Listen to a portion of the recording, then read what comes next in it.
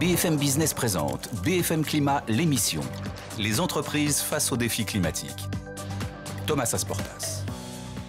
Bonjour, bienvenue dans BFM Climat, l'émission qui vous aide à réussir votre transition climatique. On va parler de décarbonation, on va parler d'adaptation et aujourd'hui nous serons en Normandie chez Lait de Vache, une marque bio de produits laitiers. Son défi, nourrir ses vaches et produire du lait dans 10, 20, 30 ans avec des prairies menacées par le changement climatique.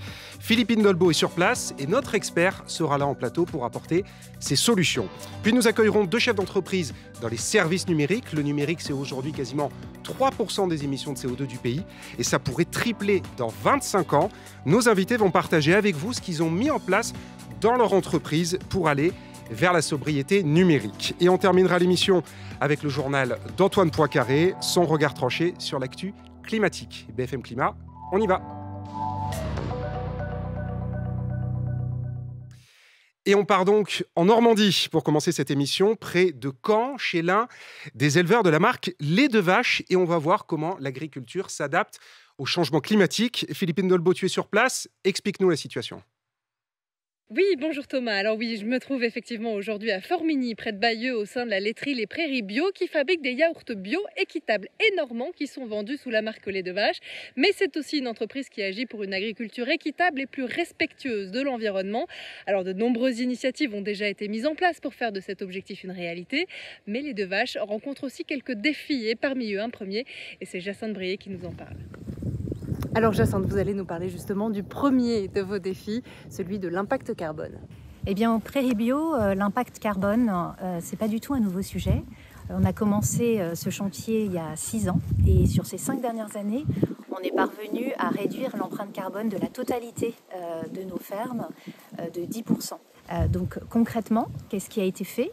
Tout un tas de choses et puis je vais laisser Arnaud en parler. Bonjour Arnaud. Bonjour, je suis sur la commune de Formigny-la-Bataille auprès de Omaha Beach et ici vous êtes sur la ferme de la Barre. Alors Arnaud, qu'est-ce que vous avez concrètement mis en place ici pour lutter justement ou limiter votre impact carbone? On a aménagé des chemins pour l'accessibilité des parcelles aux vaches de manière à pouvoir les sortir de très bonne heure dans la saison pour pâturer dès le mois de janvier. 15 janvier, les vaches sortent déjà ici. Et on a aménagé des points d'eau dans chaque parcelle aussi. Voilà. Et alors concrètement, en chiffres, qu'est-ce que ça donne? On a pu donner de l'accessibilité au maximum des pâturages de la ferme qui est en prairie permanente. Et donc on a gagné à peu près 30% de plus en capacité à pâturer. Bon alors, vous multipliez les efforts, mais je crois qu'il reste encore quelques défis. Lesquels sont-ils? On a décidé et on s'est engagé à continuer à réduire notre empreinte carbone de 30% d'ici 2030 avec des moyens exclusivement naturels. Donc 30% dans les 6 ans qui nous restent.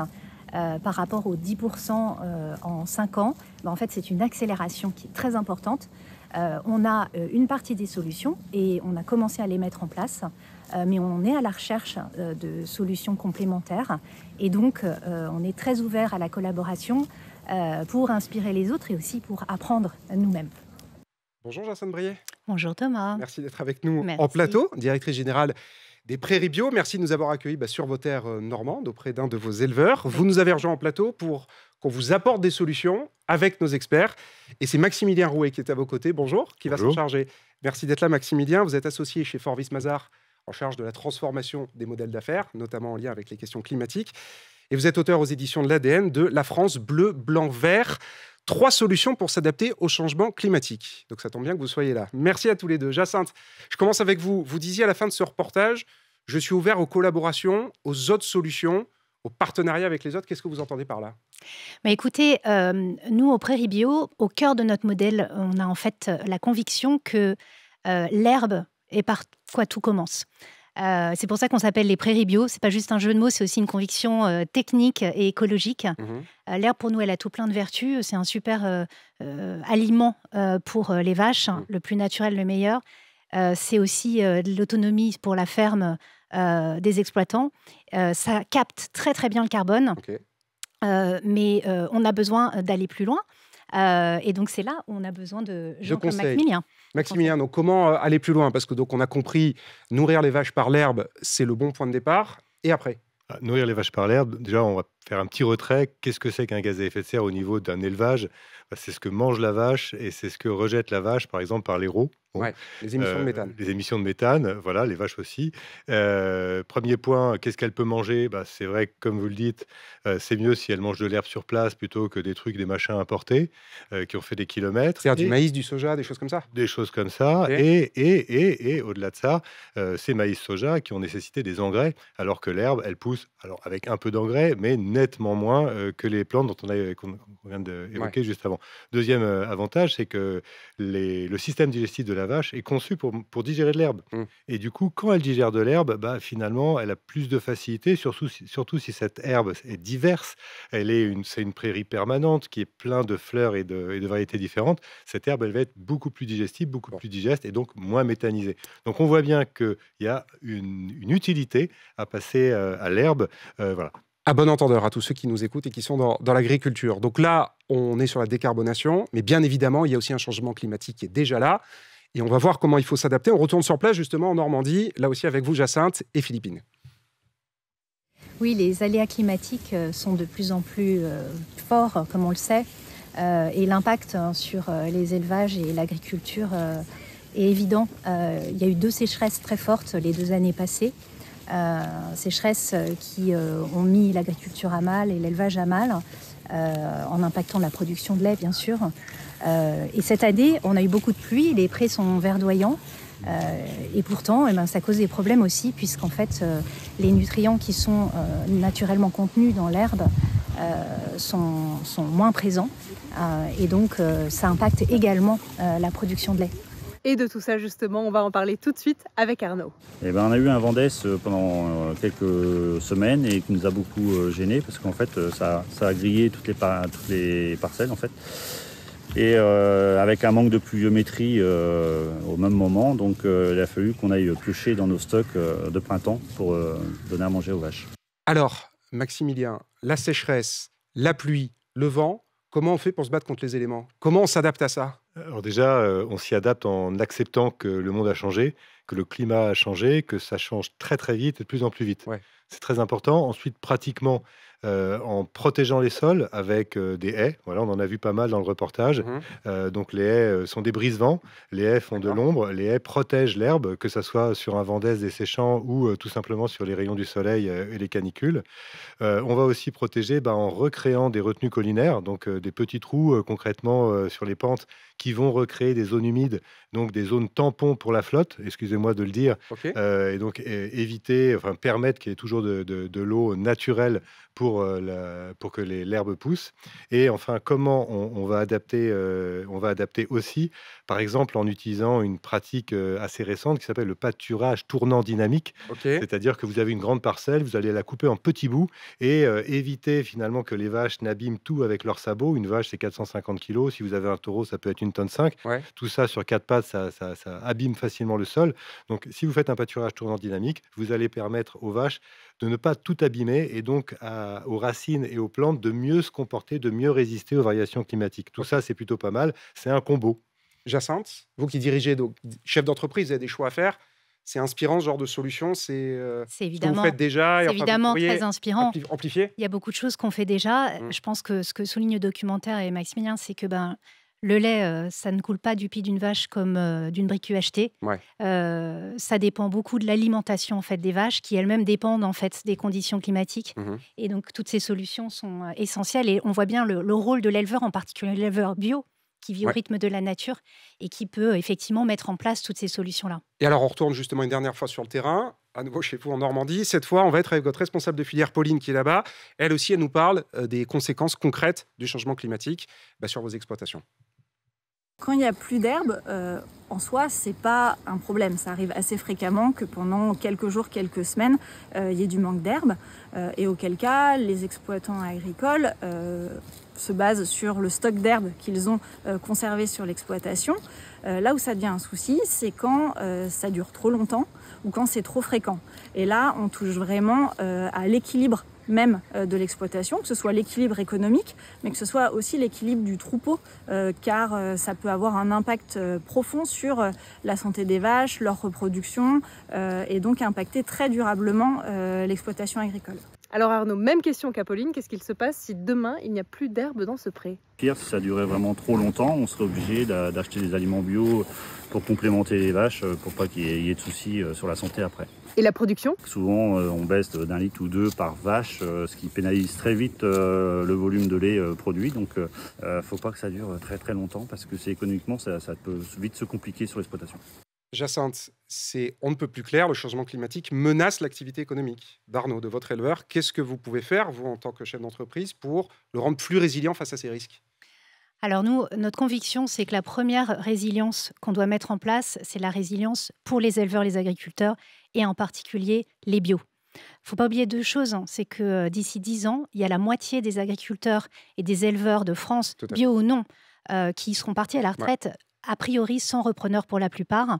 Et la deuxième chose, c'est qu'un éleveur laitier de plaine gagne aujourd'hui moins d'un SMIC pour jusqu'à 72 heures de travail hebdomadaire. Et ça, c'est juste pour donner une illustration du revenu qui explique le problème de renouvellement des générations des agriculteurs et des éleveurs. Donc, on est face à un problème de justice sociale pour la profession qui peut déboucher à un problème de sécurité alimentaire pour tous et à court terme. Et donc, c'est pour ça qu'au Prairie Bio, en fait, on s'est engagé en 2019 dans la certification équitable. Ça veut dire qu'en fait, on pratique un prix plancher garanti. Et l'année dernière, vraiment au plus fort de l'inflation et puis des aléas climatiques, puisqu'il y avait eu des sécheresses auparavant, et bien en fait, on a décidé de relever ce prix plancher et de lui donner une mécanique assez innovante. En fait, on garantit un revenu disponible minimum de 2 SMIC à nos éleveurs bio. Cela tout en garantissant de couvrir leurs coûts de production, quels que soient les aléas climatiques, quelle que soit l'inflation. Voilà. Donc pour nous, c'est vraiment un revenu la porte d'entrée de la résilience, de résilience. Voilà, exactement. Très bien, très bien. Et la juste rémunération. Maximilien, le mot de la fin pour vous. Le mot de la fin, pour moi, la résilience, c'est clairement de se regarder le vivant. On est dans une ferme avec des vaches, avec de l'herbe, avec des arbres, avec un climat. Il faut regarder la ferme de manière globale et attention à ce qu'on appelle le tunnel carbone. Attention à ne pas étouffer finalement les innovations et les initiatives dans juste la comptabilité carbone. Parce que les bénéfices d'une exploitation aujourd'hui, elles vont aller, il faut les chercher aussi sur la biodiversité, sur le vivant, sur l'eau, sur la capacité du sol à nourrir les animaux, notamment les vaches. Et aujourd'hui, une ferme telle qu'on en parle là, c'est une ferme avec une centaine de bénéfices, dont le carbone et dont l'adaptation au changement climatique peut faire partie, mais ne pas restreindre au carbone, même si le climat est évidemment un facteur dominant de stress de ces exploitations. Merci à tous les deux. Merci Jacinthe Brié, directrice générale des Prairies Bio, donc pour la marque Lait de Vache. Merci Maximilien Rouet. Je rappelle que vous êtes associé chez Forvis Mazars en charge de la transformation des modèles d'affaires. Et merci évidemment à Philippine qui vous a accompagné sur vos terres en Normandie. On a parlé d'agriculture. On va s'attaquer maintenant, si j'ose dire, au numérique.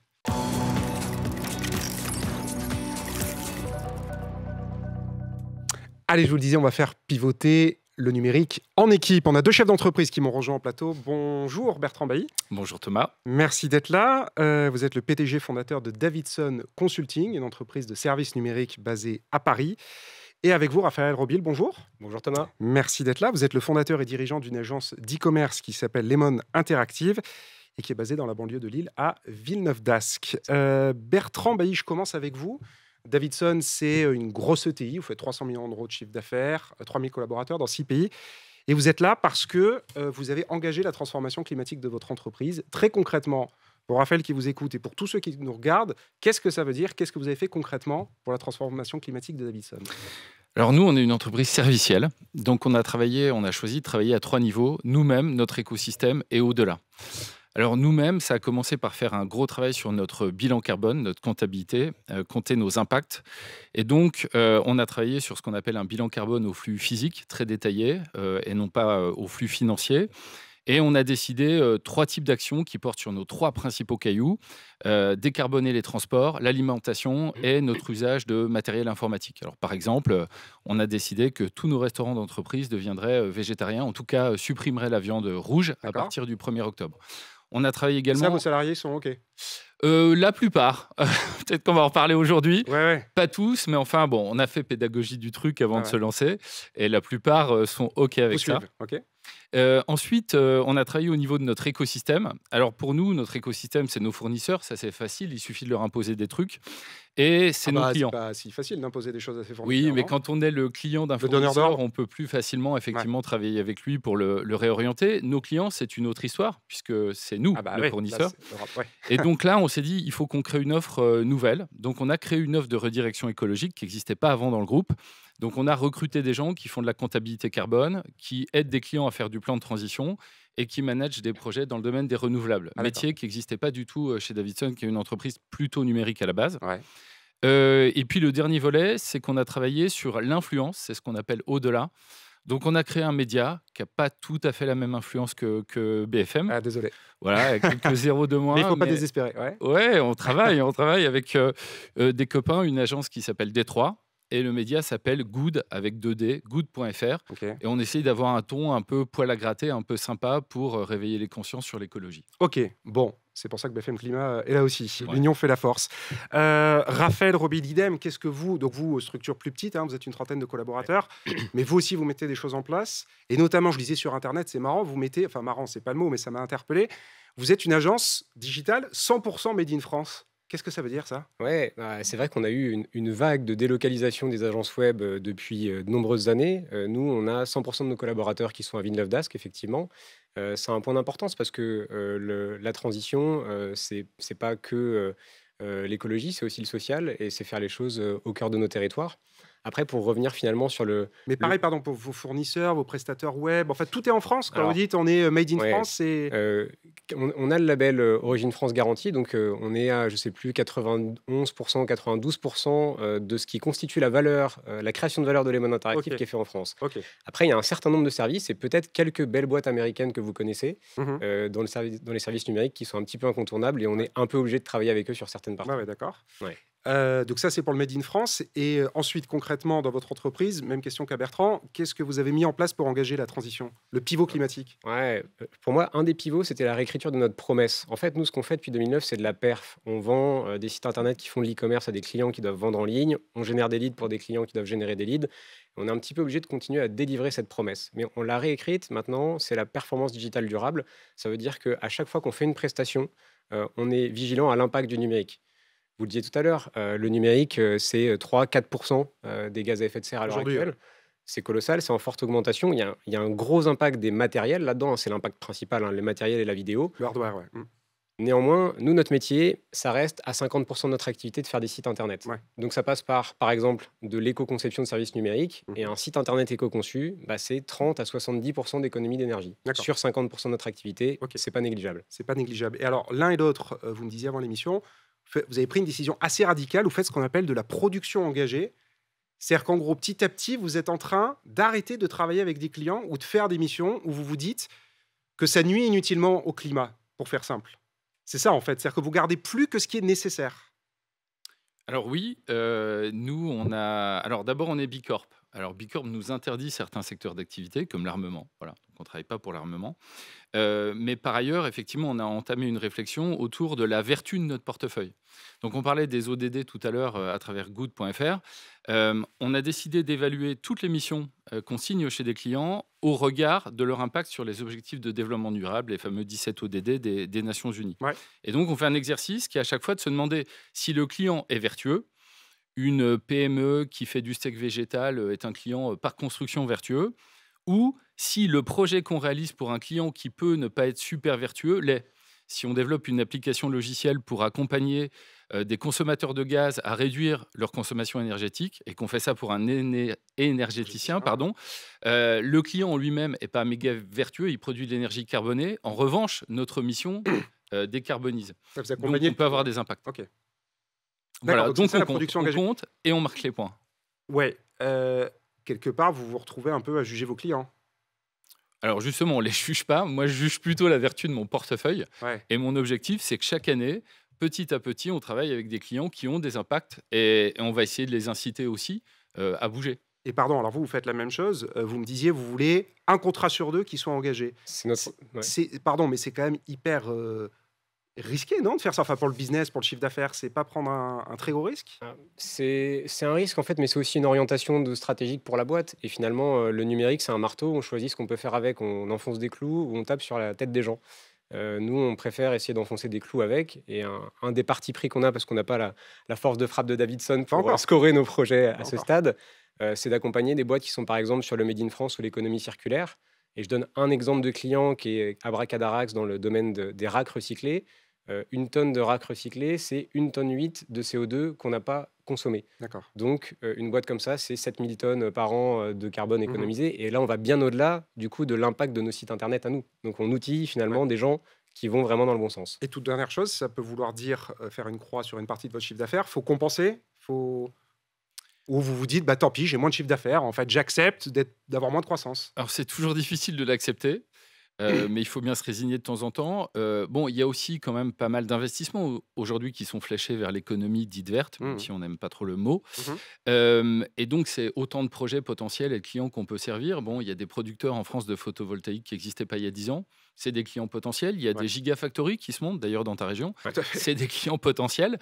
Donc, en fait, il y a des clients, comme on disait à la Convention des entreprises pour le climat, qui seront demain des clients échoués. Et puis, il y a de nouveaux clients chez qui on veut braquer nos projecteurs, faire nos efforts et développer le chiffre d'affaires et mettre aussi nos talents à disposition de ces clients. Intéressant, je ne connaissais pas cette formule, les clients échoués. Toute dernière question, les clients, mais il y a les collaborateurs, on en parlait, vous disiez dans la cantine, on a des nouveaux menus. Plus globalement, comment on fait pour embarquer ces salariés qui n'ont pas forcément votre maturité écologique? Faire un pivot de cette nature, c'est pas toujours évident. Comment on fait pour embarquer les troupes? Parce que tout seul, vous irez pas loin. Alors, on a choisi chez Lemon Interactive d'avoir déjà des messages assez forts sur notre site internet. Que ce soit un client ou un collaborateur, quand il arrive sur notre site internet, il a compris un petit peu la nature de notre engagement et notre ADN. Donc, s'il essaye de passer la porte, c'est qu'il est un petit peu dans la mouvance. Après, on accompagne ça par une formation aux enjeux environnementaux avec des MOOC du numérique responsable ou la fraise du numérique, par exemple. Ça fait partie de notre onboarding. Et Bertrand parlait de la Convention des entreprises pour le climat il y a un instant. C'est également un parcours qu'on fait avec quelques années du coup, de retard sur Davidson, parce qu'il y a un programme qui s'est lancé dans les Hauts-de-France. Et c'est aussi partager cette expérience avec les collaborateurs, parce qu'en fait, l'ambition de la CEC, c'est quoi? C'est rendre les entreprises compatibles avec les limites planétaires. Bien sûr. Et donc là, on est sur une sacrée bascule, une sacrée redirection, et forcément, c'est quelque chose qui ne se fait pas tout seul au niveau des associés, qui doit être travaillé avec l'intégralité des équipes. Bertrand, mot de la fin, idem, comment vous embarquez? Vous avez 3000 salariés, comment ils vous suivent? Alors oui, totalement en phase avec Raphaël. Vaut mieux annoncer la couleur avant de les recruter. Nous, on a annoncé la couleur après avoir recruté pas mal de gens. Et donc, on a eu des difficultés. Alors, je vais dire un truc qui n'est pas politiquement correct, peut-être, mais je pense que... Enfin, moi, je n'ai pas envie de convaincre les platistes que la Terre est ronde. Et donc, je pense qu'il faut faire attention à ne pas dépenser aussi trop d'énergie et de motivation et de sous, éventuellement, sur les gens qui sont structurellement récalcitrants, et on n'y arrivera pas. Je pense qu'on n'a pas besoin que 100% des gens soient engagés. On a besoin d'être droit dans nos baskets, de dire ce qu'on fait, de faire venir à nous des gens pour ça, et ils resteront pour ces bonnes raisons, ou ils nous quitteront si ça leur plaît pas, mais comme dans plein d'autres choix stratégiques d'une entreprise, finalement.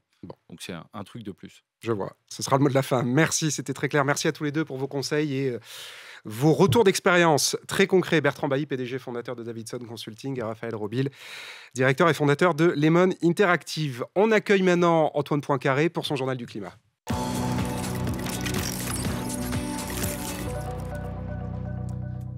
Bonjour Antoine. Bonjour Thomas. Poincaré, c'est un nom qui nous parle à BFM Business. Merci d'être là Antoine. Ravi de vous recevoir pour cette première de BFM Climat et pour tous les prochains numéros. On part aux Pays-Bas et la ville de La Haye qui a décidé d'interdire, carrément interdire, la publicité pour les produits les plus émetteurs de CO2. Et oui Thomas, si vous avez prévu un week-end à La Haye, soyez prévenus, vous ne verrez aucune pub pour des voitures thermiques ou pour des voyages en avion ou pour des voyages en croisière. C'est une espèce de loi Evin du climat. La raison pour laquelle on interdit ces pubs, c'est que les produits sont trop carbonés. C'est une première mondiale à La Haye. En France, il y a la Convention citoyenne pour le climat qui avait proposé quelque chose d'un peu similaire. Le gouvernement ne l'avait pas retenu. On avait choisi quelque chose de moins ambitieux, des éco-scores sur des pubs. Et ben les Pays-Bas vont plus loin. D'accord, effectivement, on voit cet affichage, maintenant on a l'habitude, mais carrément à La Haye, maintenant c'est interdit. Aucune pub. On parle donc de la pub carbonée interdite à La Haye, et en même temps, contradiction, on a plusieurs pays européens qui poussent, qui encouragent, qui soutiennent, on va dire, la croissance du secteur aérien. Et ouais, trafic aérien. Le trafic aérien repart, on atteint des niveaux près de ce qu'on avait avant le Covid, et c'est parce que les gouvernements soutiennent la demande. Alors vous avez la Suède, où c'est un gouvernement conservateur qui a décidé de supprimer, en tout cas de baisser certaines taxes sur les billets d'avion. Et en Angleterre, où là on a un gouvernement travaillistes, donc Bien plutôt sûr, à Keir gauche. Starmer, ouais. Et ben à l'inverse, ils ont décidé, enfin pas à l'inverse, ils ont décidé d'augmenter le nombre de vols autorisés à l'aéroport de la City. Et ils ont fait savoir qu'ils n'étaient pas contre une troisième piste à Heathrow. C'est un peu un serpent de mer. Est-ce qu'on aurait Tout à une fait, troisième piste à Londres? Et ben ils ont dit pourquoi pas. Alors en France, qu'est-ce qu'on fait? Eh ben, en France, on a en fait des niveaux de taxes assez bas. C'est l'ONG Transport et Environnement qui nous l'a révélé. On est beaucoup plus bas sur les taxes de billets d'avion que nos voisins anglais ou allemands. Si on remontait au niveau des Anglais, qui ne sont pas les plus ambitieux, on pourrait rentrer dans les caisses 3,5 milliards d'euros par an. C'est beaucoup d'argent. Mais en ce moment, la tendance, c'est plutôt de baisser les taxes et d'augmenter les vols, malgré les émissions de CO2. Effectivement, on voit ça chez nos voisins européens. Enfin, cela dit, 3,5 milliards pour boucler le budget. Peut-être que ça peut intéresser Michel Barnier. On termine, Antoine, avec une tendance en pleine explosion aux États-Unis cette fois. Après les politiques, on a des influenceurs anti-ESG. Et ouais, c'est une vraie tendance. L'homme que vous voyez à l'écran, il s'appelle Robbie Starbuck. Il a un compte X avec plus de 600 000 abonnés et ça monte. Et son sujet à Robbie, c'est de dénoncer les entreprises devenues trop woke. Alors, c'est quoi une entreprise trop woke? Eh ben, c'est une entreprise qui a des engagements, soit pour la parité, soit pour le climat, soit auprès des personnes LGBT. Bref, toutes les politiques diversité et inclusion. Alors, il les dénonce sur Twitter. Et le plus dingue, c'est que ça marche. Harley-Davidson ou Tractor Supply, qui est une grosse boîte cotée de distribution de matériel agricole, ont décidé de supprimer leurs engagements climat ou diversité après ces premiers tweets. Alors évidemment, le problème, c'est que ça va assez loin. Harley-Davidson, par exemple, il y a un client mécontent de la marque qui a décidé de détruire à l'arme de guerre sa moto parce que la marque était devenue trop woke. Ah oui. Il s'est filmé en train de le faire, il l'a mis sur YouTube, vous le voyez, 1 million de vues en quelques jours. On comprend que les marques reculent. Certaines marques réagissent même de manière réactive. Ouais, à la fin, elle explose vraiment, la moto. Certaines marques réagissent de manière réactive et anticipent. Jack Daniels, le whisky, a appris que Robbie Starbuck menait une enquête sur les coulisses de leur politique diversité et inclusion. Ils ont fait simple, ils ont annoncé la suppression de tous les engagements avant même toute publication. Alors évidemment, c'est facile de se moquer vu de France, mais... Ah non, mais on se moque pas, c'est... En tout cas, ça paraît des réactions un peu brutales des entreprises, mais il ne faut pas oublier que parfois les tendances qui naissent sur X finissent par traverser l'Atlantique. Ah bah oui, bien souvent. Bon, donc aux États-Unis, on a des politiques anti-ESG, enfin qui font plier des fonds. Là maintenant, on a des influenceurs qui font plier les marques. Effectivement, ça c'est une affaire à suivre. Assez dingue. Merci beaucoup Antoine Poincaré. On se retrouve la semaine prochaine pour un nouveau journal du climat. Et merci à vous toutes et à vous tous qui nous avez suivis dans BFM Climat. C'est déjà la fin. On se retrouve vendredi prochain, 23h30 pour une nouvelle émission, avec de nouveaux chefs d'entreprise, avec de nouveaux experts du climat pour vous accompagner dans la transition climatique de vos entreprises. Et d'ici là, bien sûr, on garde contact sur BFM Business, sur notre appli, en ligne sur notre site internet, en podcast et sur les réseaux sociaux. À très vite. BFM Climat, l'émission sur BFM Business.